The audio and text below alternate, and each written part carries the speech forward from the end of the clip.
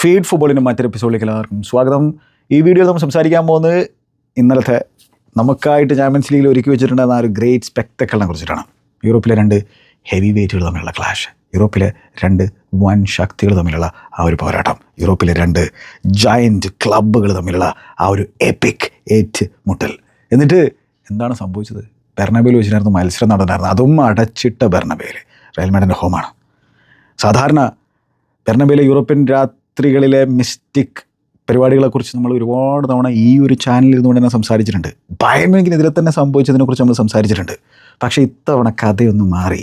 തിരക്കഥ സംഭാഷണം ഒന്ന് മാറ്റി പിടിക്കാനുള്ള തീരുമാനമെടുത്തത് കോമ്പനിയാണ്, ബെൽജിയംകാരനായിട്ടുള്ള കോമ്പനി. എന്താണ് സംഭവിച്ചത്? കോമ്പനിയുടെ ബയൺ മ്യൂണിക്ക് ജർമ്മനി എന്നുള്ള വമ്പന്മാർ ബെർണബേയിൽ വിജയിച്ചിരിക്കുകയാണ്. 2-1 എന്നുള്ള സ്കോർ ലൈനിൽ ചാമ്പ്യൻസ് ലീഗിൻ്റെ ക്വാർട്ടർ ഫൈനലിലെ ഫസ്റ്റ് ലെഗിൽ വിജയിക്കുന്നു. ഇനി തീർപ്പ് കൽപ്പിക്കപ്പെടാൻ പോകുന്നത് അലയൻസ് അരീനയിലാണ്. ജർമ്മനിയിൽ മ്യൂണിച്ചിൽ അലയൻസ് അരീനയിൽ ബയൺ മ്യൂണിക്കിൻ്റെ തട്ടകത്തിൽ ഗ്രേറ്റ് അറ്റ്മോസ്ഫിയർ ആയിരിക്കും. അതൊരു എപ്പിക് സെക്കൻഡ് ലെഗ് ആയിരിക്കും എന്നുള്ള കാര്യത്തിൽ യാതൊരു സംശയം വേണ്ട. ഒരു സ്ലെൻഡർ അഡ്വാൻറ്റേജ് ഉണ്ട്, പക്ഷെ ഒരു മാസീവ് വിക്ടറിയാണ്. Massive victory. കാരണം വെച്ചാൽ 25 വർഷങ്ങൾക്ക് ശേഷമാണ് ഒരു 90 മിനിറ്റുള്ള മത്സരം ബെർണബേയിൽ ബയൺ മ്യൂണിക്ക് വിജയിക്കുന്നത്. മാത്രമല്ല 2012 ശേഷം ആദ്യമായിട്ടാണ് ബയൺ മ്യൂണിക്ക് റയൽ മാഡ്രിഡിനെ ചാമ്പ്യൻസ് ലീഗിൽ ഒരു മത്സരത്തിൽ പരാജയപ്പെടുത്തുന്നത്. അത് ബയണിനെ പോലുള്ളൊരു ക്ലബിനെ സംബന്ധിച്ചിടത്തോളം അത്ര സുഖമുള്ളൊരു ഒരു ഒരു റെക്കോർഡല്ല, അല്ലെങ്കിൽ അത്തരത്തിലൊരു സ്റ്റാറ്റല്ല. പക്ഷേ അതാണ് യാഥാർത്ഥ്യം. 14 വർഷങ്ങൾക്ക് ശേഷമാണ് ജർമ്മൻ മെമ്പർമാരായിട്ടുള്ള ബയൺ മ്യൂണിക്ക് റയൽ മാഡ്രിഡിനെ ചാമ്പ്യൻസ് ലീഗിൽ ഒരു മത്സരത്തിൽ പരാജയപ്പെടുന്നത്. ഇതിനിടയിൽ ഒരുപാട് കോൺട്രവേഴ്ഷ്യൽ മൊമെൻറ്റ്സും കാര്യങ്ങളൊക്കെ സംഭവിച്ചിട്ടുണ്ട്. ബയൺ മ്യൂണിക്കിൻ്റെ ആരാധകർക്ക് അത്തരത്തിലുള്ള കുറേ കാര്യങ്ങൾ സംസാരിക്കാനുണ്ടായിരിക്കും. പക്ഷേ ഇതാണ് സ്റ്റാറ്റ്. എനിവേ, ആ കാത്തിരിപ്പിന് വിരാമം സംഭവിച്ചിരിക്കുകയാണ്. 2012 അന്ന് ബയൺ മ്യൂണിക്കിൻ്റെ കോച്ചായിട്ടുണ്ടായിരുന്ന ഹെൻകസ് ആയിരുന്നു. അതിനുശേഷം ഇപ്പോൾ കോമ്പനിയുടെ കീഴിലാണ്, കോമ്പനിയുടെ പിള്ളേരാണ് ആർബലോയുടെ റയൽ മാഡ്രിഡിനെ തോൽപ്പിച്ചിരിക്കുന്നത്. എക്സൈറ്റിംഗ് ഗെയിമായിരുന്നു, ഫാൻറ്റാസ്റ്റിക് ഗെയിമായിരുന്നു. 20 ഷോട്ടുകൾ രണ്ട് ടീമുകളും മുതിർക്കുന്ന നമുക്ക് കാണാൻ സാധിച്ചു. 9 എണ്ണം റയൽ മാഡ്രിഡ് ടാർഗറ്റിലേക്ക് അടിക്കുന്നു, 8 എണ്ണം ബയൺ മ്യൂണിക്ക് ടാർഗറ്റിലേക്ക് അടിക്കുന്നു. ബിഗ് ചാൻസുകൾ ക്രിയേറ്റ് ചെയ്യപ്പെടുന്നു. ഞാൻ പറഞ്ഞല്ലോ, സ്പെക്ടക്കിളായിരുന്നു. ഭയങ്കര രസമുള്ളൊരു കളി. അത് ന്യൂട്രൽസുകൾ എൻജോയ് ചെയ്തുള്ളൊരു കളി. ചാൻസുകളുടെ ഗലോർ എന്നൊക്കെ പറയാൻ പറ്റുന്ന തരത്തിലൊരു മത്സരം. അപ്പോൾ അങ്ങനെ മിസ്റ്റേക്കുകൾ സംഭവിക്കുന്നു. ആ രീതിയിൽ എന്തുകൊണ്ടും കണ്ണിന് നല്ലൊരു സുഖം തന്നിട്ടുള്ള ഒരു മത്സരം തന്നെയായിരുന്നു എന്നുള്ള കാര്യത്തിൽ അത് സംശയമാണ്. അതുപോലെ തന്നെ ഇൻഡിവിജ്വൽ ബ്രില്യൻസും കാണാൻ സാധിക്കുന്നുണ്ട്. ഫാൻറ്റാസ്റ്റിക് കൗണ്ടർ അറ്റാക്കിംഗ് മൊമെൻറ്റ്സും കാണാൻ സാധിക്കുന്നുണ്ട്. ഫൈനൽ തേർഡിലെ ഡിസിഷൻ മേക്കിങ്ങിൻ്റെ പോരായ്മകൾ നമുക്ക് കാണാൻ സാധിക്കുന്നുണ്ട്. മിസ്സുകൾ, സേവുകൾ, വാവ് മാൻ, ഗ്രേറ്റ് സ്പെക്ടക്കിൾ.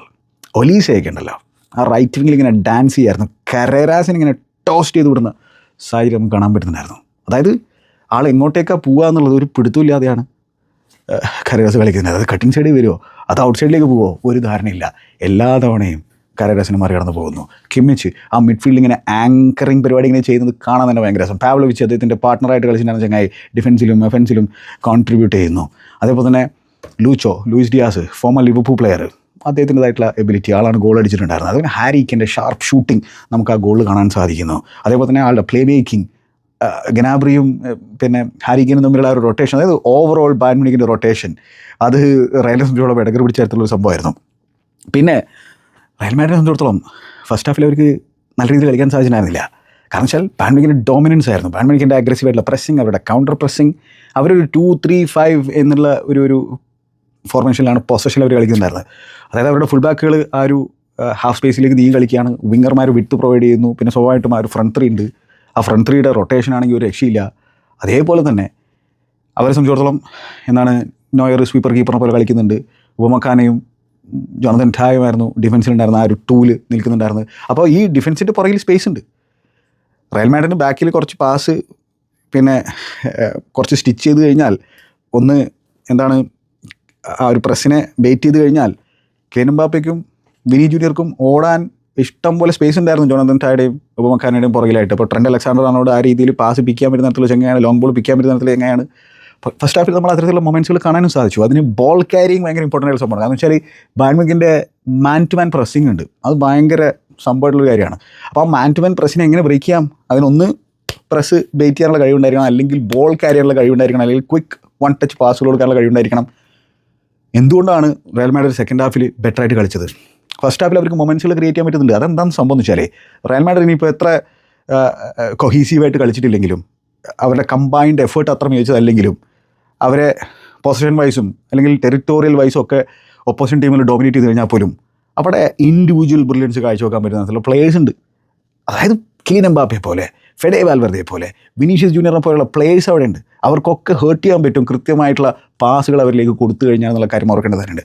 വിനിയെ സംബന്ധിച്ചിടത്തോളം വളരെ ഒരു മോശം ഗെയിമായിരുന്നു ആളുടേത്. കാരണം പ്രത്യേകിച്ച് ഷൂട്ടിംഗ് വൈസ് ടെറിബിളായിരുന്നു. ആൾക്ക് കിട്ടിയിട്ടുള്ള ആ ഒരു ഗ്ലോറിയസ് ഗോൾഡൻ ഓപ്പർച്യൂണിറ്റിയൊക്കെ അത് യൂഷ്വലി വിനി ഈ സ്റ്റേജിൽ ഡെലിവറി ചെയ്യുന്നതാണ്. പക്ഷേ ആൾക്ക് ഡെലിവറി ചെയ്യാൻ സാധിക്കുന്നില്ല. ആളുടെ ഷൂട്ടിംഗ് ബൂട്ട്സ് വീട്ടിൽ വെച്ചിട്ട് വന്നതാണെന്നാണ് എനിക്ക് തോന്നുന്നത്. കിലിയൻ എംബാപ്പയെ സംബന്ധിച്ചോളം ആൾ ഗോൾ അടിച്ചിട്ടുണ്ട്, പക്ഷേ ആൾക്കും വേറെയും ചാൻസുകൾ കിട്ടിയിട്ടുണ്ടായിരുന്നു. പക്ഷേ ഇതിനൊക്കെ കാരണക്കാരനായിട്ട് മറ്റൊരാളുണ്ടായിരുന്നു ബാഡ്മിൻ്റൻ്റെ വല കാക്കാനായിട്ട്. 40-കാരനായിട്ടുള്ള മാനുവൽ നോയർ, ഗോട്ട് കീപ്പർ ഇതൊക്കെ വെറുതെ തെളിയിച്ച കാര്യം വിളിക്കുന്നതുള്ള കാര്യം ഓർക്കേണ്ടതുണ്ട്. കാരണം അയാൾ തടഞ്ഞു നിർത്തുകയായിരുന്നു പലപ്പോഴും ഒറ്റയ്ക്ക്. ഈ ബാഡ്മിൻ്റൻ്റെ ഡിഫൻസിൽ പ്രശ്നങ്ങളുണ്ടായിരുന്നു. അപ്പോൾ ഉപമക്കാനയുടെ യൂഷ്വൽ ആ ഒരു ഫക്കപ്പ് നമ്മൾ ബിഗ് മത്സരങ്ങളിൽ ബിഗ് ഒക്കേഷൻസിൽ കാണാറുള്ളത് തന്നെയാണ് ചാമ്പ്യൻസ് ലീഗിൽ. അത്തരത്തിലുള്ള ആളുടെ ഒരു കസ്റ്റമർ ഈ സാധനം ഈ മത്സരത്തിൽ നമുക്ക് കാണാൻ സാധിച്ചിട്ടുണ്ടായിരുന്നു. ചില സാഹചര്യങ്ങളിൽ അദ്ദേഹത്തിൻ്റെ ഡിസിഷൻ മേക്കിങ്ങിൻ്റെ പ്രശ്നങ്ങൾ നമ്മൾ കാണുന്നുണ്ടായിരുന്നു. ഈവൻ നോയറും ചില പാസുകളൊക്കെ നേരെ റയൽ മാഡ്രിഡ് പ്ലേയേഴ്സിൽ കൊടുക്കുന്ന സാഹചര്യം ഉണ്ടായിരുന്നു. പക്ഷേ എന്താണ്, ഇങ്ങനെയൊക്കെ ആണെങ്കിൽ പോലും ആ ഡിഫൻസിനെ ബ്രീച്ച് ചെയ്യാനുള്ള അവസരങ്ങൾ റയൽ മാഡ്രിഡിന് കിട്ടിയിട്ടുണ്ടായിരുന്നെങ്കിൽ പോലും അപ്പോഴൊക്കെ അവരെ തടഞ്ഞു നിർത്താൻ ഒരൊറ്റത്തവണ ബീറ്റ് ചെയ്തു മാനുവൽ നോയർ. അപ്പോഴും നോയർ ആ ഗോൾ സേവ് ചെയ്യാനുള്ള മാക്സിമം ശ്രമം നടത്തിയിട്ടുണ്ട്. അത് ആ ഗോൾ ലൈൻ ടെക്നോളജിയിലാണ് അത് ഗോൾ എന്നുള്ള നിലയിലേക്ക് എത്തിപ്പെട്ടിട്ടുണ്ടായിരുന്നത്, അല്ലെങ്കിൽ ആ രീതിയിൽ നിർണ്ണയിക്കപ്പെട്ടിട്ടുണ്ടായിരുന്നത്. ആൾ അതും സേവ് ചെയ്യാൻ ശ്രമിച്ചിട്ടുണ്ടായിരുന്നു എന്നുള്ള കാര്യം പറയുന്നത്. അതിൽ പക്ഷേ ആ ട്രെൻഡിൻ്റെ ഡെലിവറി വാസ് ആബ്സല്യൂട്ട്ലി ബ്രില്യൻറ്റ്. എംബാപ്പയുടെ movement was crazy. Again defending questionable ആയിട്ടുള്ള സംഭവം തന്നെയാണ് ബാഡിനെ സംബന്ധിച്ചോളം. പക്ഷേ ഈ പറഞ്ഞു വരുന്നത് എന്താണെന്ന് വെച്ചാൽ noir man of the match award വെറുതെ നല്ല ചെങ്ങായി കൊടുത്തിട്ടുള്ളത്. അതായത് പലരും ഓൾറെഡി ചർച്ച ചെയ്യുന്ന തരത്തിലുള്ള സംഭവം തന്നെയാണ് റയലിനെ സംബന്ധിച്ചിടത്തോളം. റയൽ പല ബിഗ് ചാമ്പ്യൻസ് ലീഗ് മത്സരങ്ങളും ജയിക്കുന്നത് സ്വാഭാവികമായിട്ടും അവരുടെ അറ്റാക്കിംഗ് പ്ലേയേഴ്സിൻ്റെ എബിലിറ്റി ഉണ്ട്. കാരണം ഇൻഡിവിജ്വൽ ബ്രില്യൻസ് കാഴ്ചവെക്കാൻ പറ്റുന്ന പ്ലേയേഴ്സ് കാലാകാലങ്ങളായിട്ട് റയൽ മാഡ്രിഡ് കളിക്കുന്നത് തന്നെയാണ്. അതോടൊപ്പം തന്നെ തിബോ കോർട്ടുവ വഹിച്ചുള്ളൊരു പങ്കിനെ കുറിച്ച് നമ്മൾ തിബോ കോർട്ടുവ കളിക്കാത്തൊരു മത്സരത്തിലും സംസാരിച്ചുകൊണ്ടിരിക്കുകയാണ്. ആൾക്ക് ഇഞ്ചുറിയാണ്. ലുനിനാണ് കളിച്ചിട്ടുണ്ടായിരുന്നത്. He had a decent game. പക്ഷേ തിബോ അല്ലല്ലോ ലുനിൻ. ആർക്കും ആകാൻ പറ്റില്ലല്ലോ തിബോ അമ്മാതിരി പ്ലെയറാണ്. ഒറ്റയ്ക്ക് കളി ജയിപ്പിക്കാൻ പറ്റുന്ന തരത്തിലുള്ളൊരു ചെങ്ങായിയാണ്. ആ രീതിയിൽ നോയറും ഒരുപാട് തവണ ചെയ്തിട്ടുണ്ട്. നോയർ ആ രീതിയിൽ ഒറ്റയ്ക്ക് ഒരു മത്സരത്തിൽ കളി ജയിപ്പിച്ചു എന്ന് വേണമെങ്കിൽ നമുക്ക് പറയാൻ പറ്റുന്ന തരത്തിലൊരു മത്സരമാണിത്. വെറുതെ ഒന്നല്ല ആൾക്ക് man of the match award കൊടുത്തുള്ളത്. അമ്മാതിരി സേവുകൾ. ആളൊരു സ്വീപ്പർ കീപ്പറിനെ പോലെ ബോക്സിൻ്റെ പുറത്തേക്ക് വന്നിട്ട് വളരെ ഇമ്പോർട്ടൻ്റ് ആയിട്ടുള്ള ഇൻ്റർസെപ്ഷൻസ് നടത്തുന്നു. അതിൽ തന്നെ സെക്കൻഡ് ഹാഫിലൊക്കെ ഉള്ളൊരു മൊമെൻ്റൊക്കെ ഉണ്ട്. ഒരു ലോങ് ബോൾ വന്നിട്ടുള്ള സാഹചര്യത്തിൽ ആൾ ആരാണ് ഓടുന്നതെന്നുള്ള കാര്യമാണ്. അതായത് കിലിയൻ എംബാപ്പയെ പോലെയുള്ള വിനീഷ്യസ് ജൂനിയറിനെ പോലുള്ള പ്ലേയേഴ്സാണ് അവിടെ വരുന്നത്. അവർക്ക് ഒരു മൊമെൻറ്റിൽ വേണമെങ്കിൽ നിങ്ങളുടെ ആംഗിൾ ബ്രേക്ക് ചെയ്യാൻ പറ്റും. അമ്മാതിരി ആ ഒരു ഷോൾഡർ ഡ്രോപ്പോ അല്ലെങ്കിൽ ഒരു ഫെയിൻറ്റോ ഒക്കെ കാഴ്ചവെച്ച് കഴിഞ്ഞാൽ വേണമെങ്കിൽ നമ്മുടെ ആംഗിൾ പോലും ബ്രേക്ക് ചെയ്യാൻ പറ്റുന്ന തരത്തിലുള്ള പ്ലേയേഴ്സാണെന്നുള്ള കാര്യം ഓർക്കണം. പക്ഷേ അവിടെയാണ് നോയർ തൻ്റെ അതോറിറ്റി കാഴ്ചവെക്കുന്നത്. എനിക്ക് എപ്പോഴും നോയറിൻ്റെ സ്വീപ്പർ കീപ്പർ എന്ന രീതിയിലുള്ള പെർഫോമൻസിനോട് സംസാരിക്കുമ്പോൾ എനിക്ക് ആ വേൾഡ് കപ്പിലെ അൾജീരിയക്കെതിലുള്ള പെർഫോമൻസാണ് പെട്ടെന്ന് ഓർമ്മ വരിക. അത് എൻ്റെ കണ്ണിൽ നിന്ന് പോകാത്തൊരു പെർഫോമൻസാണത്. എന്തായിരുന്നത്, ഒരു സ്വീപ്പർ കീപ്പറിൻ്റെ അതായത് എന്താണ് ഒരു വല്ലാത്തൊരു പെർഫോമൻസ്. അയാളന്ന് കീപ്പർ ആയിരുന്നു എന്ന് പോലും നമുക്ക് തോന്നിപ്പോകുന്ന തരത്തിലുള്ള പെർഫോമൻസാണ് ആ ഒരു വേൾഡ് കപ്പ് വിന്നിങ് ക്യാമ്പയിനിൽ അൾജീരിയക്കെതിരെയുള്ള ചെങ്ങയുടെ മത്സരത്തിൽ നമ്മൾ കണ്ടായിരുന്നത്. പ്രോപ്പർ സ്വീപ്പർ കീപ്പർ സാധനം. അപ്പോൾ ഇവിടെയും ഈ മത്സരത്തിലും അത്തരത്തിലുള്ള അവസരങ്ങളുണ്ടായിരുന്നു. ഇപ്പോൾ ആ ഒരു അവസരം പറഞ്ഞാൽ എനിക്കൊന്നും ട്രെൻഡിൻ്റെ ലോങ് ബോളാണ്. ട്രെൻഡ് അത്തരത്തിലുള്ള ലോങ് ബോൾ ഈ മത്സരത്തിൽ കൊടുക്കുന്നുണ്ടായിരുന്നു. ട്രെൻഡിൻ്റെ ഓൺ ദ ബോൾ എബിലിറ്റിനെ കുറിച്ച് പ്രത്യേകിച്ച് പറഞ്ഞിരുന്നില്ല. നോയർ കയറി വരികയാണ്. അപ്പോൾ അൽഫോൺസോ ഡേവിസ് ബെഞ്ചിൽ വന്നിട്ടുണ്ട്. അൽഫോൺസോ ഡേവിസ് അവിടെ എനിക്കൊന്ന് ഹെഡ് ചെയ്യാനാണോ ശ്രമിച്ചത്? ഹെഡ് ചെയ്യാൻ തന്നെയാണ് എൻ്റെ ഒരു ഓർമ്മ. എന്നിട്ടും അവിടെ ആ ഒരു കൃത്യമായിട്ടുള്ള ഇൻ്റർസെപ്ഷൻ നോയർ നടത്താൻ സാധിക്കും. വീണ്ടും ആൾ അത്തരത്തിലുള്ള ആ ഒരു ജഡ്ജ്മെൻറ്റ്, ആളുടെ ഡിസിഷൻ മേക്കിംഗ് ഇടയ്ക്ക് വെച്ചിട്ട് ഫോമിൽ മങ്ങലൊക്കെ സംഭവിച്ചിട്ടുണ്ട് നോയറിനത്. സംഭവിക്കാത്തൊരു കാര്യമൊന്നുമല്ല. പക്ഷെ വീണ്ടും ഇപ്പോൾ ആളിനെ ജർമ്മൻ ആരാധകർ വിളിക്കുകയാണ് ആ വേൾഡ് കപ്പ് ഒന്ന് കളിക്കുമെന്ന് പറഞ്ഞിട്ട്. ആൾ റിട്ടയർ ചെയ്തിട്ടുണ്ടല്ലോ. ആ വേൾഡ് കപ്പ് ഒന്ന് കളിക്കുമെന്ന് പറഞ്ഞ് വിളിച്ചുകൊണ്ടിരിക്കുകയാണ്. ആ ചോദ്യം ആളോട് മത്സരത്തിന് ശേഷം ചോദിച്ചു പറഞ്ഞത് ഇപ്പോൾ അതിനെക്കുറിച്ച് സംസാരിക്കേണ്ട കാര്യമൊന്നുമില്ല എന്നുള്ളതാണ്. കാരണം ആ ഫോമിലാണിപ്പോൾ, അല്ലെങ്കിൽ അമ്മാതിരി ഫോമിലാണിപ്പോൾ നോയർ കളിച്ചുകൊണ്ടിരിക്കുന്നത്. നോയറെ സംബന്ധിച്ചിടത്തോളം ഇതൊരു സുന്ദരമായിട്ടുള്ള റിവെഞ്ച് കൂടിയാണ്. കാരണം വെച്ചാൽ അവസാനത്തെ ആളുടെ ബെർണബേയിലേക്കുള്ള യാത്ര ഫുട്ബോൾ ഫാൻസിനൊന്നും മറക്കാൻ പറ്റില്ല. പ്രത്യേകിച്ച് മാൻമാർക്കിൻ്റെ ആരാധകർ ഒരിക്കലും മറക്കില്ല. തോമസ് ടുക്കേൽ മറക്കില്ല, ഡോൺ കാർലോ മറക്കില്ല, റയൽ മാഡ്രിഡിൻ്റെ ആരാധകർ മറക്കില്ല. അൽഫോൺസോ ഡേവിസ് ഗോൾ അടിച്ചിട്ട് ബെർണബേയിൽ റയലിനെതിരെ ലീഡ് എടുത്തിരിക്കുകയാണ്. ബാൻമണിക്ക് സെമി ഫൈനലാണ്. പക്ഷേ ആ മിസ്റ്റിക് നൈറ്റ് ആക്ടിവേറ്റ് ചെയ്യപ്പെടും നമ്മൾ കണ്ടാണ്. ആ ഒരു അവസരത്തിൽ കാർലോ ഹൊസലൂനൊക്കെ ഇറക്കി വിടുന്നു. എനിക്കൊന്ന് വിനീഷ്യസിൻ്റെ ഷോട്ടായിരുന്നു അത് തോന്നുന്നു. വിനീഷ്യസിൻ്റെ ഷോട്ട് വരുന്നു. അത് നോയറിനെ പോലെ ഒരു കീപ്പർ അംശമുള്ള ആൾ ഹോൾഡ് ചെയ്യേണ്ട സാധനമാണ്. യൂഷ്വലി വളരെ കംഫർട്ടബിളായിട്ട് ഹോൾഡ് ചെയ്യുന്ന തരത്തിലുള്ള സാധനമാണ്. അതിന് പകരം ചെങ്ങായി അന്ന് സ്പില്ല് ചെയ്തു. അതിൻ്റെ ആ സ്പില്ല് ചെയ്ത സാധനം അവിടെ റിയാക്ട് ചെയ്ത് ഗോളാക്കുന്നത് ഹൊസലുവാണ്. അങ്ങനെയാണ് ആ ഈക്വലൈസർ പറക്കുന്നത് അല്ലേ. അപ്പോൾ അവിടെ നോയർ മിസ്റ്റേക്ക് വരുത്തി. ആ മിസ്റ്റേക്ക് അന്ന് നോയർ വരുത്തിയതിനു ശേഷം ഇപ്പോൾ ദാ വീണ്ടും ബെർണബിയിലേക്ക് വരാനുള്ളൊരു അവസരം കിട്ടുന്നു. ഇത്തവണ ആൾ പറഞ്ഞു നടക്കൂല ചെങ്ങായിമാരെ, നടക്കൂല. അത് തന്നെയാണ് നമുക്ക് കാണാൻ സാധിച്ചത്. What A performance man, what a player, what a player. അപ്പോൾ അതാണ്. ഇനി കുറേ കാര്യങ്ങൾ സംസാരിക്കാനുണ്ട്. ഫസ്റ്റ് ഹാഫിൽ ബായൺ മ്യൂണിക്ക് റയലിനെ സ്കൂൾ ചെയ്തിട്ടുള്ള സാഹചര്യത്തിൽ റയൽ മാഡ്രിഡ് മൊമെൻറ്റ്സിൽ ബായൺ മ്യൂണിക്കിനെ ത്രട്ടൻ ചെയ്യുന്നു. നല്ല ഓപ്പർച്യൂണിറ്റീസ് അവർക്ക് ആ മൊമെൻറ്റ്സിൽ ക്രിയേറ്റ് ചെയ്യാൻ സാധിക്കുന്നു. ബായണിനെ സംബന്ധിച്ചിടത്തോളം ഫൈനൽ ത്രീയിലെ ഡിസിഷൻ മേക്കിൻ്റെ പ്രശ്നം, അതേപോലെ തന്നെ എന്താണ് റയൽ മാഡ്രിഡ് പൊസഷനിൽ മിസ്റ്റേക്ക് വരുത്തുകയാണ്. കാരണം വെച്ചാൽ ബായൺ മ്യൂണിക്കിൻ്റെ അഗ്രസീവ് പ്രസ്സിംഗ് ഉണ്ട്. അപ്പോൾ ആ മിസ്റ്റേക്കുകൾ വരുത്തുന്ന സാഹചര്യത്തിൽ എന്താണ് ബായൺ മ്യൂണിക്കിന് അത് മുതലെടുക്കാൻ സാധിക്കാത്ത സാഹചര്യങ്ങൾ വരുന്നു, കൃത്യമായിട്ട് പണിഷ് ചെയ്യാൻ പറ്റാത്ത സാഹചര്യങ്ങൾ വരുന്നു. പക്ഷേ ഇവൻച്വലി അവർ ആ ഗോൾ കണ്ടെത്തുന്നു, ഡിസേർവിങ് ഗോൾ കണ്ടെത്തുന്നു. സെക്കൻഡ് ഹാഫ് തുടങ്ങിയിട്ടുള്ള സാഹചര്യത്തിൽ തന്നെ അവർക്ക് ആ ഗോൾ ലീഡ് ഉയർത്താൻ സാധിക്കുകയാണ്. വൺസ് അഗെയിൻ പൊസഷനിലുള്ള സ്ലോപ്പിനെസ് നമുക്ക് റയൽ മാഡ്രിഡിൻ്റെ ഭാഗത്ത് കാണാണ്. ലാക്ക് ഓഫ് എഫേർട്ട്, പ്രത്യേകിച്ച് ആ ഒരു ഫ്രണ്ടിലുള്ള പ്ലേയേഴ്സിൻ്റെ. അതായത് നമ്മൾ ആ ബായൺ മ്യൂണിക് സൈഡും റയൽ മാഡ്രിഡ് സൈഡും നോക്കിക്കഴിഞ്ഞാൽ റയലിൽ കുറേ ഇൻഡിവിജ്വൽസ് ഉണ്ട്. ആ ഒരു ഇൻഡിവിജ്വൽ സൈഡാണ് അവർ പ്രവർത്തിക്കുന്നുണ്ടായിരുന്നത്. നേരെ മറിച്ച് ഇവിടെ ഒരു പ്രോപ്പർ ടീമായിട്ടാണ് അവർ പ്രവർത്തിക്കുന്നുണ്ടായിരുന്നത്. പ്രോപ്പർ ടീമായിട്ട്. അതായത് ബായൺ മ്യൂണിക്കിനെ കുറിച്ചിട്ട് കമ്പനി മത്സരത്തിന് ശേഷം പറഞ്ഞിട്ടുള്ള വാചകങ്ങൾ എന്നെ സംബന്ധിച്ചോളം എനിക്ക് ഭയങ്കര ഇൻട്രസ്റ്റിംഗ് ആയിട്ട് തോന്നി. അതായത് ആൾ എന്താ പറഞ്ഞു വെച്ച് കഴിഞ്ഞാൽ ജെറാർഡിനോടാണ് സംസാരിച്ചതെന്നാണ് എനിക്ക് തോന്നുന്നത്. അപ്പോൾ ആൾ പറയുന്നത് ഞാൻ ഷട്ട് ദ ഷോപ്പിനായിട്ട് നിന്നില്ല എന്നുള്ളതാണ്. വേണമെങ്കിൽ അത്തരത്തിലൊരു ശ്രമം നടത്താമായിരുന്നു ഷട്ട് ദ ഷോപ്പിനായിട്ട്. അതിന് ടുവേർഡ്സ് എൻഡ് ഓഫ് ദ ഗെയിമാണ് ഗോരെറ്റ്സ്കിനെ കൊണ്ടുവന്നിട്ടുണ്ടായിരുന്നത്. അത് ആ ഇഞ്ചുറി ടൈമിൽ. അപ്പോൾ എന്തുകൊണ്ടത് ചെയ്തില്ല എന്ന് വെച്ച് കഴിഞ്ഞാൽ എനിക്ക് ഈ പ്ലേയേഴ്സിൽ ട്രസ്റ്റ് ഉണ്ട്. അവർ എല്ലാ മത്സരങ്ങളും ഈ സീസണിൽ കളിച്ചുള്ളത് ഈ ഫ്രീഡത്തോട് കൂടിയിട്ടാണ്. അപ്പോൾ ആ ഫ്രീഡത്തെ ഹനിക്കുന്ന തരത്തിലൊരു കാര്യം ഞാൻ ചെയ്തു കഴിഞ്ഞാൽ അതൊരു പക്ഷേ അത് ശരിയായിട്ടുള്ളൊരു കാര്യമായിരിക്കില്ല എന്നുള്ള രീതിയിലുള്ളൊരു കാര്യമാണ് കമ്പനി പറയുന്നത്. അപ്പോൾ ആ രീതിയിൽ അവർക്ക് ആ പ്ലേയേഴ്സിന് ആ ഫ്രീഡം കൊടുക്കുന്നത്. അതുകൊണ്ടാണ് even towards end of the game നമ്മൾ ബായൺ മ്യൂണിക്ക് ഭീകരമായിട്ട് അറ്റാക്ക് ചെയ്യുന്നതാണ് കാണുന്നത്. ഡിഫൻസിൽ ഒരുപാട് സ്പേസ് ലീവ് ചെയ്യുന്നതാണ് നമ്മൾ കാണുന്നത് അല്ലേ. അതുകൊണ്ടാണ് റയൽ മാഡ്രിഡ് ചാൻസുകളും ക്രിയേറ്റ് ചെയ്യാൻ സാധിച്ചിട്ടുണ്ടായിരുന്നത്. കാരണം അവരുടെ ഫസ്റ്റ് ഹാഫിലെ പ്രസ്സിങ്ങിൻ്റെ അഗ്രഷനും കൗണ്ടർ പ്രസ്സിങ്ങിൻ്റെ അഗ്രഷനും ഒന്നും സെക്കൻഡ് ഹാഫിൽ കാണില്ല. കാരണം വെച്ചാൽ സെക്കൻഡ് ഹാഫ് ടുവേർഡ്സ് എൻഡിൽ നമുക്ക് കാണാൻ പറ്റുന്നില്ല. കാരണം വെച്ചാൽ അത് സ്വാഭാവികമായിട്ട് നടക്കുന്നൊരു കാര്യമാണ്. ആ ഇൻറ്റൻസിറ്റി കുറയും. കാരണം ആ മത്സരം നീങ്ങും തോറും ആ ഇൻറ്റൻസിറ്റി കുറയും. പിന്നെ ഫ്രഷ് ലെഗ്സ് റയൽ മാഡ്രിഡ് കൊണ്ടുവരുന്നു. അതിൽ തന്നെ ജൂഡ് ബെല്ലിംഗാമിൻ്റെ driving ability. Again Jude Bellingham ഒരു ഗെയിം ചേഞ്ചർ ആയിരുന്നു മത്സരത്തിൽ. സെക്കൻഡ് ഹാഫിൽ എന്തുകൊണ്ട് റയൽ മാഡ്രിഡ് ബെറ്ററായിട്ട് പെർഫോം ചെയ്തു എന്ന് വെച്ചാൽ അതിൽ ജൂഡ് ബെല്ലിംഗാം വഹിച്ചുള്ള പങ്ക് ചെറുതൊന്നല്ല. ഞാൻ തുടക്കത്തിൽ പറഞ്ഞില്ലേ, ഈ ഒന്നെങ്കിൽ ഈ പ്രശ്നം വെയിറ്റ് ചെയ്യണം, അല്ലെങ്കിൽ ബോൾ ക്യാരി ചെയ്യണം. ഫെഡേ വാൽവേർദെ ആ രീതിയിൽ ബോൾ ക്യാരി ചെയ്യുന്നുണ്ടായിരുന്നു മിഡ്ഫീൽഡിൽ. ജൂഡ് കൂടി വന്നിട്ടുള്ള സാഹചര്യത്തിൽ ജൂഡ് പിന്നെ ബോൾ ക്യാരിങ്ങിൻ്റെ പരിപാടി ഏറ്റെടുക്കുന്നു. അതേപോലെ തന്നെ ആ റൈറ്റ് ഏരിയയിലുള്ള ജൂഡിൻ്റെ കോമ്പിനേഷൻ പ്ലേ, ഫെഡയും ജൂഡും ട്രെൻഡും ഒക്കെ തമ്മിലുള്ള കോമ്പിനേഷൻ പ്ലേ, പിന്നെ ട്രെൻഡിൻ്റെ ലോങ് ബോളുകൾ, ഇതൊക്കെ ഒരു ആയുധമായിരുന്നു റയലിനെ സംബന്ധിച്ചിടത്തോളം. അപ്പോൾ ഈ ടയർഡായിട്ടുള്ള ബായൺ മ്യൂണിക്കിനെതിരെ ബെറ്ററായിട്ട് അവർക്ക് സെക്കൻഡ് ഹാഫിൽ കളിക്കാൻ സാധിച്ചു. പിന്നെ ഉപമക്കാനെ പറഞ്ഞ പോലെ ബിഗ് ഗെയിംസിൽ എത്രത്തോളം ട്രസ്റ്റ് ചെയ്യാൻ പറ്റുന്നത് ഇപ്പോഴും ഒരു ചോദ്യചിഹ്നമായിട്ട് ബാക്കി നിൽക്കുന്ന സംഭവമാണ്. ആൾ ഓൺ ഹിസ് ഡേ ഫാൻറ്റാസ്റ്റിക് പ്ലെയറാണ്. നല്ല റിക്കവറി പേസ് ഉണ്ട്, നല്ല പരിപാടികളൊക്കെ ഉണ്ട്. പിന്നെ ഈ മത്സരത്തിൽ ചില കോൺട്രവേഴ്ഷ്യൽ സാധനങ്ങളുണ്ട്. പെനാൽറ്റി, ഷൗട്ടുകൾ, വിനി, ഉപമക്കാനോ ഇൻസിഡൻറ്റ്, അതേപോലെ തന്നെ ഒലീസെ കരരാസ് ഇൻസിഡൻറ്റ്, അതിനെക്കുറിച്ചൊക്കെ നമുക്ക് സംസാരിച്ച് പോകേണ്ടതാണ്. പിന്നെ ഈ ഗോളുകൾ വന്നതിലുള്ള പ്രശ്നങ്ങളെക്കുറിച്ച് സംസാരിക്കണം അല്ലേ. അപ്പോൾ ഇനി മത്സരം തുടങ്ങി ഫസ്റ്റ് മിനിറ്റിൽ തന്നെ ഈ ബായൺ മ്യൂണിക്കിൻ്റെ അഗ്രസീവായിട്ടുള്ള പ്രസ്സിങ് കാരണം റയൽ മാഡ്രിഡ് മിസ്റ്റേക്ക് വരുത്തുക.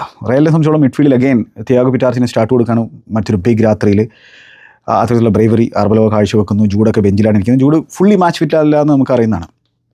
അപ്പോൾ കമങ്കി ആണെങ്കിൽ മയോർക്കെതിരെയുള്ള മത്സരത്തിലൊക്കെ മിസ്റ്റേക്കും കാര്യങ്ങളൊക്കെ വരുത്തുന്നത് നമ്മൾ കണ്ടതാണ്. അപ്പോൾ എനിവേ പിറ്റാർച്ച് ആണെങ്കിൽ നല്ല പ്രകടനമൊക്കെ കാഴ്ചവെച്ചിട്ടുണ്ട്. അപ്പോൾ പിറ്റാർച്ച് സ്റ്റാർട്ട് ചെയ്യുന്നു ചെമീനയുടെ കൂടെ, ഫെഡേ വാൽവേർദെ, അതേപോലെ തന്നെ ഗുലേർ. ഈ രീതിയിലാണ് മിഡ്ഫീൽഡ് ഫോർ ഉണ്ടായിരുന്നത്. പിന്നെ സ്വാഭാവികമായിട്ടും എംബാപ്പെ തിരിച്ചു വന്നിട്ട് പൂർണ്ണമായിട്ടും ഫിറ്റായിട്ട് അപ്പോൾ എംബാപ്പയും വിനി ജൂനിയറും കളിക്കുകയാണ്. അപ്പോൾ ഇവരുടെ കമ്പാറ്റിബിലിറ്റി ഇഷ്യൂ അത് നമ്മൾ മുമ്പും ചർച്ച ചെയ്തുള്ളൊരു കാര്യമാണ്. കാരണം ബ്രഹീം ഡിയാസും വിനി ജൂനിയറും ഒരുമിച്ച് കളിക്കുമ്പോൾ റയലിനെ സംബന്ധിച്ചിടത്തോളം എന്താണ് കുറേ കൂടി ഒരു കൊഹീസീവ് യൂണിറ്റായിട്ട് നമുക്ക് കാണാൻ പറ്റുന്നുണ്ടായിരുന്നു. കാരണം ആ പ്രസ്സിങ് കാര്യങ്ങളൊക്കെ ബെറ്ററായിട്ട് നമുക്ക് കാണാൻ പറ്റുന്നുണ്ടായിരുന്നു. പക്ഷേ ഇവിടെ എന്താണ് ആ ഒരു പ്രസ്സിങ് അത്ര നല്ല രീതിയിൽ നമുക്ക് കാണാൻ സാധിക്കുന്നില്ല. ഒരു കൊഹീസീവ് യൂണിറ്റായിട്ട് റയൽ മാഡ്രിഡ് നമുക്ക് കാണാൻ സാധിക്കുന്നില്ല. പക്ഷേ എന്താണ് ഇൻഡിവിജ്വൽ ബ്രില്യൻസ് അത് വേറെ ലെവലാണ്. രണ്ടുപേരും അമ്മാതിരി വേൾഡ് ക്ലാസ് പ്ലെയേഴ്സ് എന്നുള്ള കാര്യത്തിൽ സംശയമൊന്നും വേണ്ട. അപ്പോൾ പ്രോസ് ആൻഡ് കോൺസ് ഉണ്ട് ഇവർ കളിക്കുമ്പോഴും ഒരുമിച്ച് കളിക്കാത്തപ്പോഴും തമ്മിൽ. കാരണം എംബാപ്പയുടെ ഒക്കെ ക്വാളിറ്റി ആ രീതിയിലാണ് നമുക്കറിയാം, വിനി ജൂനിയറിൻ്റെ ക്വാളിറ്റി ആ രീതിയിലാണ് നമുക്കറിയാം. പക്ഷേ ബാലൻസിൻ്റെ ഒരു പ്രശ്നം. അതുപോലെ Pitarch had a average game. ആൾ മാൻ സിറ്റിക്കെതിരെ ഡയറക്റ്റ് ഒരു മിസ്റ്റേക്ക് വരുന്നുണ്ടായിരുന്നു, അത് ഗോളാക്കിയിട്ടുണ്ടായിരുന്നില്ല. എനിക്ക് തോന്നുന്നത് തിബോ കോർട്ടോയുടെ ഫാന്റാസ്റ്റിക് സേവിലൂടെയാണ്.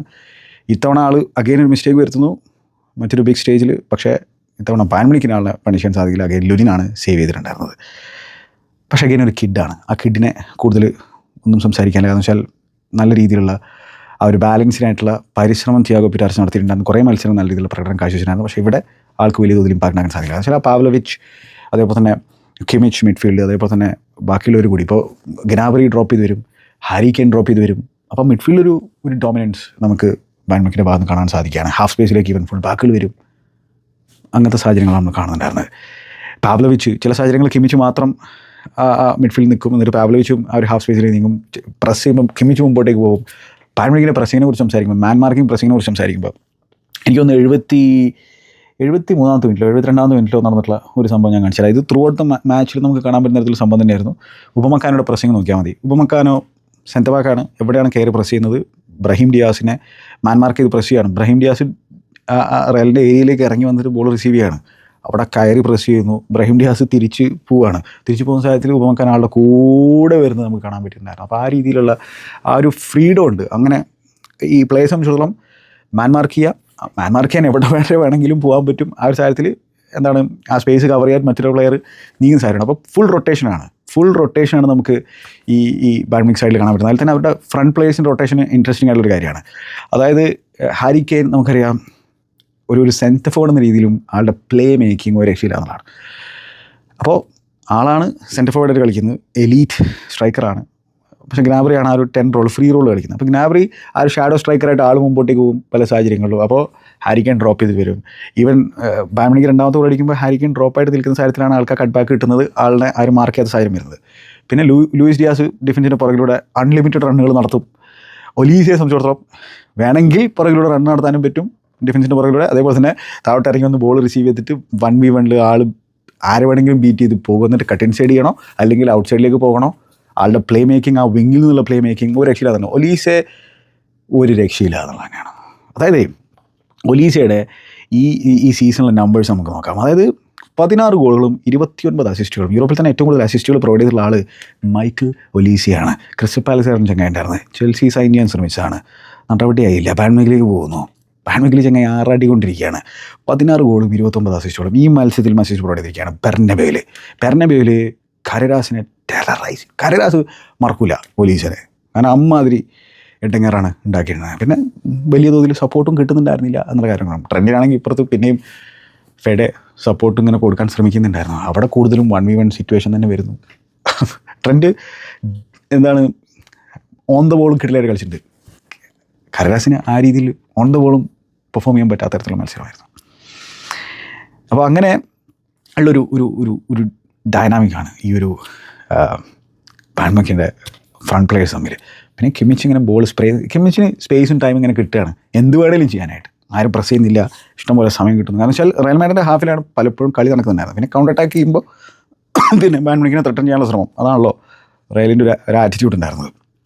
അപ്പോൾ കിമിച്ചിന് ബോൾ സ്പ്രേ ചെയ്യുന്നു, ലോഫ്റ്റഡ് ബോൾ കൊടുക്കുന്നു, ആളിങ്ങനെ കാര്യങ്ങൾ ഡിക്റ്റേറ്റ് ചെയ്യുന്ന സാഹചര്യം നമുക്ക് കാണാൻ പറ്റുന്നു. പാവ്ലോവിച്ച് ആണെങ്കിൽ അണ്ടർ റേറ്റഡ് പരിപാടി ഇങ്ങനെ ചെയ്യുന്ന സാഹചര്യം ഉണ്ടായിരുന്നു. പക്ഷേ അഗെയിൻ ഞാൻ പറഞ്ഞല്ലോ, ഇവർ ഈ 2-3-5 നിൽക്കുമ്പോൾ ഈ രണ്ട് ഡിഫൻഡർമാരുടെ സൈഡിൽ ഇടത്തും വലത്തും ഇഷ്ടം പോലെ സ്പേസ് ഉണ്ട്. അത് എക്സ്പ്ലോയിറ്റ് ചെയ്യാൻ പറ്റുന്ന പ്ലേയേഴ്സാണ് എംബാപ്പയും വിനിയും. അപ്പോൾ അതുകൊണ്ട് തന്നെയാണ് ഇപ്പോഴും റയൽ മാഡ്രിഡിന് ഒരു സാധ്യത നിലനിൽക്കുന്നത്. ആർബലോവ ഒരു റയൽ മാഡ്രിഡ് മാനേജർ എന്തായാലും ആ രീതിയിൽ തന്നെയാണ് സംസാരിക്കേണ്ടതായിട്ടുള്ളത്. അതായത് സെക്കൻഡ് ഹാഫിൽ നമുക്ക് കംബാക്ക് നടത്താൻ പറ്റും, റെമൗണ്ടാണ് നടത്താൻ പറ്റും എന്നുള്ള രീതിയിലുള്ള കാര്യം തന്നെയാണ് ആർബലോ പറഞ്ഞിട്ടുള്ളത്. അതിനുള്ള സാധ്യതയുണ്ട്, നമുക്ക് തള്ളിക്കളയാൻ പറ്റില്ല. പക്ഷേ alliance അരീനയിലുള്ള Bayern മ്യൂണിക്കിൻ്റെ record absolutely brilliant ആണ്. അതേപോലെ തന്നെ അവരുടെ അറ്റ്മോസ്ഫിയർ വിൽ ബി ഫാൻറ്റാസ്റ്റിക്. പിന്നെ ഈ ബായൺ മ്യൂണിക് സൈഡിന് ഇഷ്ടംപോലെ ഗോളുകൾ അടിക്കാൻ പറ്റുന്ന ഒരു സൈഡാണ്. അപ്പോൾ ഒരു ഗ്രേറ്റ് സ്പെക്ടക്കിൾ തന്നെ ആയിരിക്കും സെക്കൻഡ് ലെഗും. പക്ഷേ ഈ പറഞ്ഞ പോലെ ബായൺ മ്യൂണിക്കിനെതിരെ ഗോളുകൾ അടിക്കാനൊക്കെ പറ്റും. കാരണം അത്തരം സ്പേസുകൾ അവർ ലീവ് ചെയ്യുന്നുണ്ട്. അത് അവരുടെ ആ ഒരു എനർജി ലെവൽ, പ്രസിങ്ങിൻ്റെയും കൺട്രോൾസിൻ്റെയും എനർജി ലെവൽ കുറഞ്ഞു കഴിഞ്ഞാൽ അവർ ചാൻസുകൾ കൺസിഡർ ചെയ്യും. അത് നമുക്ക് ഈ മത്സരത്തിൽ തന്നെ കാണാൻ സാധിച്ചൊരു കാര്യമാണ്. പിന്നെ അവർ ഫൈനൽ തേർഡിൽ ക്ലിനിക്കലായിരുന്നെങ്കിൽ ഈ സ്കോറിൽ തന്നെ വേറെ രീതിയിലായിപ്പോനെ. റയൽ മാഡ്രിഡും ക്ലിനിക്കലാകാൻ പറ്റില്ല, അതിനുള്ള കാരണക്കാരൻ മറ്റാളാണ്, അത് വേറെ കാര്യം. ലുനിനും ഡീസൻറ്റ് സേവ് നടത്തിയില്ല. പക്ഷേ ലുനിൻ ഈവൻ കോർണറിൽ നിന്നൊക്കെ ആളുടെ ഒരു വൾണറബിലിറ്റിയും കാണാൻ പറ്റുന്നുണ്ടായിരുന്നു.